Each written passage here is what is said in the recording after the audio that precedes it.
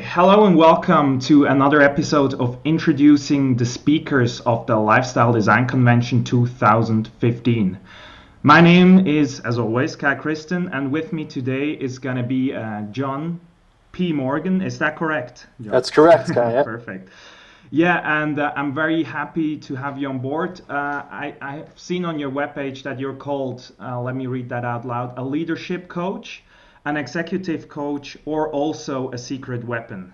Yeah. That one I like the most, I have to say. And I watched a lot of your videos, and I have to say that I really love the way that you help your clients.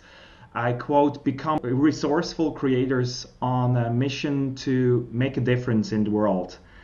Cool. And yeah, instead of me introducing you, I would just like to know a little bit about what your journey was, what your journey is, and your present projects that you have at the moment.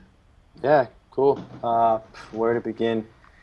I'll give you like the quick version of the old stuff. From the States, I kind of average town in the Northeast, and went to university, studied physics and math, studied abroad in Australia, and I kind of just for a semester, and that really opened me up to travel. And basically, once I graduated with my degree, I tried working in corporate life for 6 weeks and got really bored of it quickly. I had been doing my own business on the side, like hooking up computers and stuff and networks at university. So I said, forget this, and I left, and I went back to doing my own work. And then I ended up getting into real estate investing and development, and did pretty well in a few years, made a bunch of money, then took off and traveled the world. I was in my mid-20s, I had cash, and I really wanted to travel, so I just packed everything up, sold my car, and I left. And I thought I'd be gone for 6 months, but it ended up taking 3 years of really being nomadic, living out of a backpack. And in that time, I spent most of the real estate money, and then I built a new business doing web development. So I had some friends that were designers in the States, and they were working for charities. We did websites for free for almost a year, but then we started building up clients and paid clients, and then we were making pretty good money. And then I got tired of traveling and wanted to just grow roots again, and I wanted to set up a network and a business in a new country. And I only spoke English, so London made sense, and I had loved that city when I visited, so I went to London. And that was in the end of 2008. And when I got there, I didn't know what I wanted to do, but I knew I wanted to contribute more and give back. And at that time, I had been working with charities in the web business, and I thought maybe it's consulting with charities. But at the time, I also had an interest in magic. Entertainment magic, and that led me to psychological magic. And I don't know if you've ever heard of Darren Brown, but I was doing that kind of stuff just informally. I mean, little gigs and stuff like that, little stage shows and street magic and stuff. And I ended up going to some courses like NLP and hypnosis, and it was through studying that stuff from an entertainment perspective that I found out about the coaching world. Yeah. And then I heard about it. I was like, wait a minute, I've been an entrepreneur my whole life, and people have always been asking me for advice and stuff, like, oh, how do you live out of a backpack and have this business? And so I was kind of used to helping people, and I was like, wow, people get paid for this. This is pretty cool. I could do that. And so I started down that path of doing coaching. And then I listened to a lot of advice from internet marketers about, you needing a niche and you have to do this specifically. And I had a lot of friends that were asking me for help in talking with women and stuff like that. Just it shows up a lot in that same industry with the magic and stuff. And so I just started running little workshops for dating for both men and women. I did separate workshops in London. I had somebody ask me to do a talk on living a passionate life, which I'd never thought to do, but I was like, yeah, I can talk about that. And so I did that talk, and all of a sudden I started to get all these coaching inquiries, and people wanted to know more about what I did. And that led me down the journey of what I'm doing now. I say journey, I got really influenced by Joseph Campbell's work, The Hero's Journey. Yeah. And how everything in life is a journey, and I'm a big fan of adventure, as you can tell. And so my coaching really evolved to be around bringing people on adventures, not just metaphorically in their own life, but literally I take people out on hikes and do different things with them. And I help, basically the essence of what I do is I help people get more in touch with who they really are, what they really want, and I help them self-express. When you're self-expressing, you're being a creator in your life, you're manifesting your life from what you want, you're being self-reliant. And it just makes life more enjoyable, more productive, more prosperous. And so now what I'm doing, most of my time is spent working with leaders. And when I say leaders, I mean whether it's a sole proprietor, an entrepreneur, business owner, CEO, somebody who's the creator of the things in their life. They're kind of leading the thing that they're working on. They're at the top of what they do at any level. And I help them to do that, to become more powerful in who they are and to create cool stuff in the world. So, and I love it. I work 3 days a week, 3 weeks a month. and spend the rest of the time hanging out with my wife. And yeah, we travel the world. We just got back from Vietnam and Thailand and Australia, and now I'm in my hometown, near my hometown, learning to sail this summer. Okay, cool. If you look at maybe like the next 2 years, what will your projects be then? Good question. As far as inside my coaching business, the goal is to keep scaling it up by working with more and more powerful leaders and that who create more impact. Because I get really excited. I always use the metaphor like of model rockets. Like when I was a kid, I was kind of a pyro. Like I like making bombs and like I like making things go boom and bang. I love leverage. Yeah. That's how I got into physics. And so I just look for that next biggest thing. Like who can I work with where I coach them and they have a shift, they have an insight, and they go out to the world and then they impact hundreds or thousands of people. Mm-hmm. And so, yeah, my mission with my coaching is to just have more fun and to have more impact on the world. And really, at the heart of it, I'm just looking to get people to connect more and to understand each other and make the world better. And also to have fun while doing it, to do more adventurous type stuff. I just mentioned to you before the interview, I want to take clients diving. I found a venue where I can go underwater and I can do coaching at depth, like 100 feet below the surface of the water. I'm into bringing metaphors to life, so deep coaching at depth, so stuff like that. That's nice. How do you want to communicate while doing that? Well, the place that I found is a dry venue, so it's a submerged, sunken ship that they've Okay. sealed up and filled with air. So you have to you Okay. have to be a certified diver to dive down. Yeah. And you enter the ship, and then you take your diving gear off, and there's lights, and it's dry, and you can talk. So Amazing. yeah, so we'll Amazing. see. That might come up in the next year or so. Cool. Yeah. Nice. Yeah. Beautiful. So we know now a little bit who John is, but what can people expect from you if you think a few months ahead on the 10th and the 11th of January at the Lifestyle Design Convention, you will have a talk, you will give a talk. Yeah. What can people expect from that? Well, people can expect two things. People can expect, well, more than two things. Like, but the things that are most definite that will come from me is being completely straightforward and no bullshit and authentic about what I think is the real deal. Like, I do these talks in London for like bankers and lawyers and people who are really successful that Mm-hmm. come there and they're like, they want something more fulfilling. And it's like, I end up telling them, most of them, like, you're just never going to do it because you're just looking for another box to get into. Unless you're willing to go out with uncertainty into the world and not know what's going to happen, like you don't get to have the life that's created from the inside. And so I think just being really candid with people about what it takes to design your own life, Mm-hmm. to live in that uncertainty, that they can expect that from me. Because it doesn't serve anybody to just say, hey, you can do it, you just believe in yourself. And it's like, shit, it takes more than that. So that will come from me. And as far as the content, I have no idea, Kai, because I show up Mm-hmm. and I just start talking. But at the beginning, I'm going to say, look, this is going to be a conversation. And the more you guys raise your hands and ask questions, the more impact that this is going to have on you. Mm-hmm. And I much prefer my talks to be conversations, to be dialogues, and then to even be coaching. If somebody's willing to dive deep and to explore with me, the way the room is often most impacted and people get the most out of it is somebody be willing to share and to really open up, Mm-hmm. to say, this is the challenge, this is what I want to do. There's typically a number of things. People sometimes don't know what it is they want. They have a feeling that more is possible, but they don't know what it is. Exactly. Yeah. I can talk about that. Sometimes people will know what they want to do, but they're like scared shitless and like, how do I overcome those fears? And I can talk about that. And then the last piece, often for designing the lifestyle you want, is I know what I need to do. They can get over the fears, but pragmatically, how am I going to make the money doing it? Like, I like painting watercolors and I suck at it. How can I make my living doing that? Whatever it is.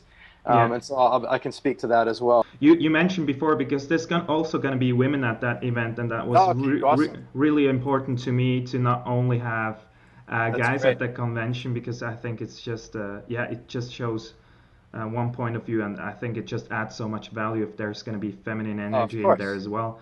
What would be like, because when I started this journey on organizing this event, I found so many guys talking about how to find out what your passion is and how to follow through. But there are not a lot of women doing the same work, or at least as they're not as known to the Mhm. world. Why do you think is that? It's a good question. I've never thought about it. Yeah. Look, what comes to me first is like, I don't know if it's as big of a problem for women as it is for guys. I Mm-hmm. wonder.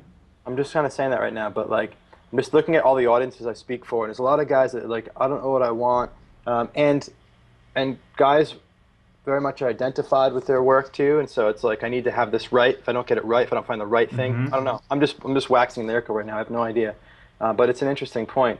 But I love the fact that there's more women coming. 2/3 of my clients are women. To me, empowering women is another huge mission of for myself, and so that's really exciting for me. I didn't know that, so Yeah. it's good news. For me, personally, interestingly, is like, what is the difference when it comes to coaching guys or women? Yeah, good question. Coaching women is more fun because they have more balls. Okay. And when I say that, I Yeah. think I'm obviously meaning metaphorically, but like, women are so much more willing to be vulnerable Yeah. Okay. and to open and to share what's really going on for them deep down inside, and that is how if that's what being coachable is. If you're not willing, like I have a criteria for my clients. I filter out people. If you're not willing to say what you feel, or you're not willing to do what you say, then I won't work with you. Yeah. Because if you don't say what you feel, like how can we have a conversation that's of any value? Otherwise, we're just shooting the shit. You don't need to rent a friend, right? Yeah.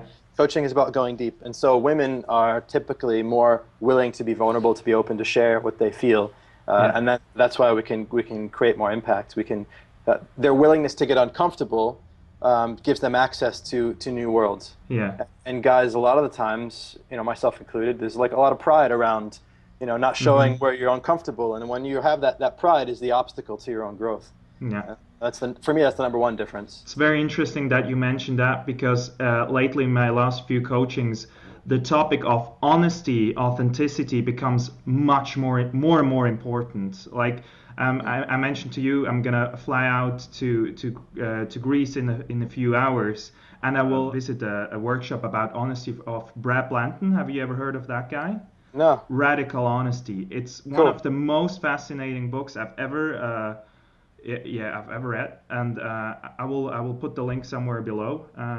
It's all about like really being honest, not only with yourself but also with others, to see it as a kind of meditation, because you have to have this huge amount of awareness to be honest at all times, because the truth changes all the time. And I think that's it's such an important and also fascinating sphere that I tapped into lately. Like, if you can be honest, everything else will everything else flows, man. It's amazing how like the moment you become honest, which happens through vulnerability, it just depotentiates all anxiety. It's like any concern you had is now gone because it's out there, it's on the table. It's like, it's just, it's a great thing. I've heard about the book Radical Honesty before. I really do need to read it. Absolutely, man. And it takes a lot of courage also from people to be honest. So if your female clients are more honest, then I'm sure they also show more balls. Yeah. Cool.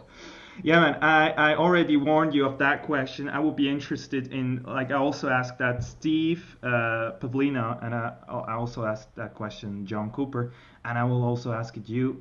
What was your biggest failure so far in your life? I'm glad you asked. When people reach out to me for coaching, I ask them look for a track record, but I ask them for their successes, but also ask them for what their failures were, because it's important. For me, it's like, if you're not failing, then that means you're not risking failing, and if you're not risking failing, there's no way you're going to access what you're truly capable of. True. Yeah. There's a long list. What my biggest would be, geez, I don't know. In business-wise, it would probably be coming to London with, I don't know, I had 50 grand in the bank, and then going probably 50 grand into debt when I was building my coaching business. And I got to the point where I was like selling my stuff. I sold my SLR camera, I sold my bike just to pay the rent. To the point where my wife was like, or at that time girlfriend was like, you keep saying you're going to make money. I don't know about this relationship. It's just it's getting worse and worse. And I remember waking up in the morning, and before I even had thoughts in my brain, I already felt gripped with fear, because I was like, holy crap, I have no money in the bank. The bills are coming in. I'm not a guy that doesn't pay his rent. Like, I don't want to be that guy. And the first month that I couldn't, it was like, it was just hard. I mean, my palms are already starting to sweat just talking about it. But going to that place and then rising up from there again, it's like you've stretched what's possible, right? And so now I know, even when it's there, it's like, I can live through it. It's not that bad. And so I think it's important to do that.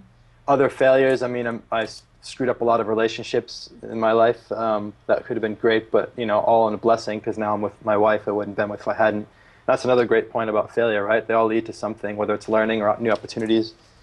But the thing is, it's hard. I think it's hard to think of failures when you value them so much. Yeah. Because I'm so future oriented that I like forget the past. I don't know anybody's name. Somebody reached out to me from my hometown that I'm back here now, and it's like, who are you? I don't even know. Like, I was evidently friends with them before. I suck at remembering the past, and so unless it's something that's super relevant for me now or in the future, I forget about it. So, but what I know for sure is that if you looked at the last 5 years in building my current business, you'd see like one way to know is I opened one of my old drawers and I pulled out a bunch of business cards, all the different brands I had in building this business. It's like failed, failed, failed, failed, failed. But I don't think of them that way because it's just a failure step in the process of change and evolution. Like as a scientist too, like the whole thing is like, fail, fail, fail, fail, because that's how we find the right thing. And I just look at every failure as part of it. It doesn't, most of the time it doesn't feel like failure. It's only those times where you get really stuck in that trap, what I call the scarcity trap, and it shows up financially for people, it shows up when it comes to relationships. Those are the times that kind of you don't forget, I guess. Yeah. I'm just kind of all over the place with my questions today, but I just thought of like, let's imagine we have an attendee of this convention, and he's maybe more or less at the beginning of his journey, doesn't know really what his passion is. How would you, or what would be the first step for this person to identifying that? Yep. So one of my maxims that kind of like the underlying theme to all of my work, if you go to my YouTube channel, you'll see a whole playlist of how to find your passion, and I'll have a video that comes up in the high-end search for that. And my first thing that I talk about in all this stuff is passion is grown, not discovered, and purpose is created, not found. And this is how do I find my passion is a perfect example of where your solution is your problem. And your solution is to find that thing. But it's the searching that's screwing things up for you. It's you thinking that it's out there, that it pre-exists, that it needs to be identified, to use your word. That is the problem, because it doesn't exist. There is no such thing. It's a weird thing to think about, because you have the sense that there's more is possible. Yeah. Yes, the more is possible, but it's just a Morpheus potential energy. It's the neurological potential in your brain for more creativity, but there is no one thing. And even people that are living with passion, it kind of feels like it's the truth, it's the right thing, it was there all along and they discovered it. And so they fall into the trap too, and they give the advice, yeah, you just need to find your thing. I found my thing. You didn't find it. You grew it from scratch. There was something of an interest, and then you dedicated yourself to it in action. You went from imagination into action, and you felt what it was like in the world, right? And then you got a taste of it, and you did some more of it. And you got some more experience, and you imagined more, and then you did some more of it. And it was this process. It's just like when you fall in love. Like, it's for people that are searching to find their passion are the same people that are searching to find the fall in love at first sight. Like, they think that, like, if I just see the right man or woman, then I'm going to feel that huge explosion of love in my heart that will define the ultimate feeling of love for the entire relationship. But it doesn't work like that, you know. It just, when you meet somebody, it's like, she's kind of hot, or they're kind of good looking, and then, like, you hang out and they're like, no, they're kind of cool, and you get kind of interested. Oh, I'm thinking about them. Then you hang out more and more, and over time you fall deeply in love with that person, but you fall in love through the recurring experience of them in your life. And it's the same thing with anything that you create and do, any work. You fall in love with it, you fall into passion through the continual repeated engagement with it and experience. And so the first step for me is always that worldview shift, that attitude shift, which intellectually people are like, oh yeah, that makes sense, they get it. And then like a week later they email me like, I really get it, but how do I find my passion? It's like, let's try that again. And then I go through it. And it takes time to get it to move from here down into your heart and to really decide that, okay, I'm going to give up the search and I'm going to get into a place of agency and creation and action. And so a lot of what I'll end up probably talking about is how you do that. Is how you, once you've made that shift in attitude and intention, how do you create your passion? You know, how do you grow passion? How do you create purpose? Because that's the obvious next question, right? Yeah, beautiful. Yeah, exactly. But at least it puts you in the driver's seat much more. Yeah, yeah. No, I think that's what I see with a lot of quote unquote passionate people is that they're all over the place. It seems that they're all over the place, but they're just creating all the time. Yeah. It's like they create. Sometimes it's hard for them to also finish things, but that's Yeah. another story. Yeah, very Yeah, true. Yeah. it's true. It's hard for them to finish things, and I think that it's also this isn't always the case, but it's very often that not finishing things is part of the process, because like Hmm. you're going a little bit down each of these paths, a little bit down each of these paths, but there's a common thread that you're moving forward on, right? And Yeah. it looks like completely incoherent, but if you were to zoom out Google Map style and look down at it, you'd see a line, and you'd see a coherence that runs through all of it. And it's just Exactly. hard to see it at that level of day by day or even hour by hour. Yeah. Yeah, cool, man. Let me think. What else? Because it's very interesting, man. I like this. Fuck. Yeah.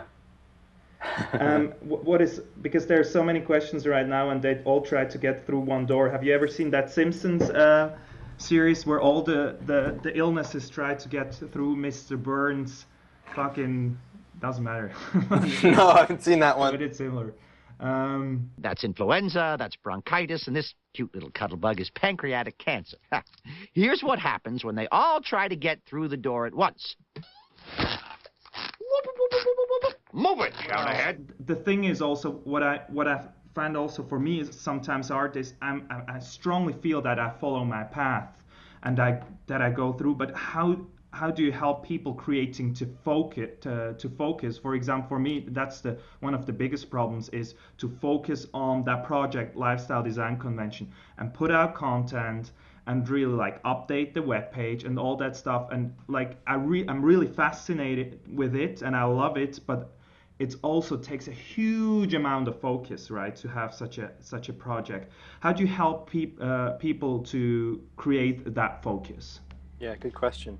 So, focus is typically approached as how do I increase my willpower behind the focus? Like, how do I put more muscle behind the retina so that it can be super focused? And my approach is like, willpower is like a a limited energy thing anyway. It Hmm. decays throughout the day. It's like I'm not so much into that. I'm more interested in like how can I increase focus by removing stuff. Like most of us are wearing glasses Interesting. that are Okay. like that are getting stuff in the way. Like they're foggy. There's water on them. I just drove home in the rain. It's like you can't see. You need wipers, right? You in order to Hmm. see. So one way to create more focus is to remove the shit. And so sometimes that means cognitively removing distractions by taking all the stuff that's in your mind and putting it down on a list. It's an easy step, right?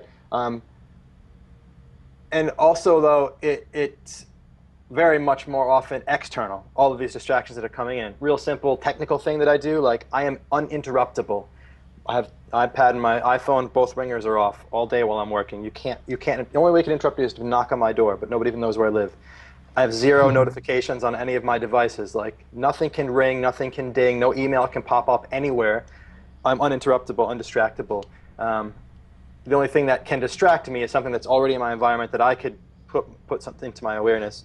But obviously I can distract myself by having lots of things that I want to do, want to think about, and things that I've committed to or half-assed committed to.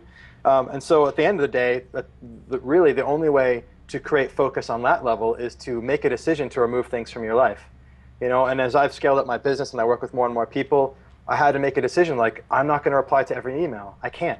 I can only reply to some of them. And so, most emails that come in, they just get archived. Just like, I can't reply to them all with all the stuff that I have to do. If I want to scale up my business and do these new things, like I can't do it while trying to do everything else. So what am I not going to do? It's always the first question for me, like, what am I not going to do this week to create space and time and focus for the things that I really do want to do? So I think that's what people, and that's where, and people get that. This is another one of those things where you get it, and then you're like, yeah, it makes perfect sense. And then it comes the fear of removing things from your life and from your calendar. But that's important too. Well, slow down a minute. How important is it?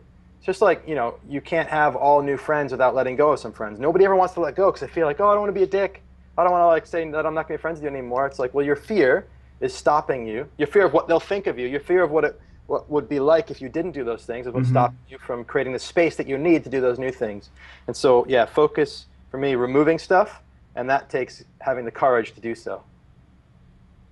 Beautiful, man. I can use that so much right Cool. now. Yeah, I Cool. just like while you were talking, I felt a little bit guilty because I just thought like, how awesome it is to have you at that convention, you know? Yeah, So yeah. yeah, but it's really great. Like I really liked.